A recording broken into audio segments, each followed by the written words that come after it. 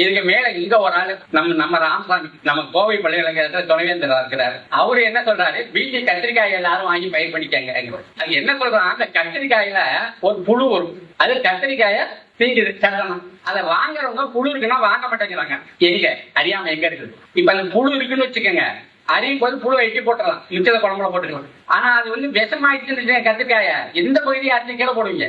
அப்ப பேசலேஸ் துர்ஜன்ஸோடைய மரபணுவை எடுத்து கத்திரிக்காயில வச்சுதான் வச்சுட்டு சொல்றாரு. அந்த ராமசாமி சொல்றாரு, நம்ம ராமசாமி கோயம்புத்தூர் பல்கலைக்கழக வளாகத்துல நாங்க முன்னாடியே பயிர் பண்ணிட்டோம், நல்லாவே விளையுது, கத்திரிக்காய் ரொம்ப ருசியாவே இருக்கு, நுகர்வோருக்கு ரொம்ப நல்லது, நாங்க சீக்கிரம் வெளியில போறோம் அப்படின்னு பத்திரிகைக்காரர்கள் கேட்கறாங்க. இதுலயே நிறைய இதுக்கு எதிர்ப்பு இருக்குது, இது நஞ்சு இருக்குது அப்படின்னு எல்லாம் சொல்றாங்களே அப்படின்னு. விஞ்ஞானத்துல எதை கண்டுபிடிச்சு வந்தாலும் முன்னாடி அப்படிதான் எதிர்ப்பு இருக்கும்.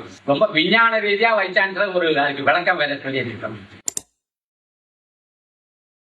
இதுக்கு மேல இங்க ஒரு ஆளு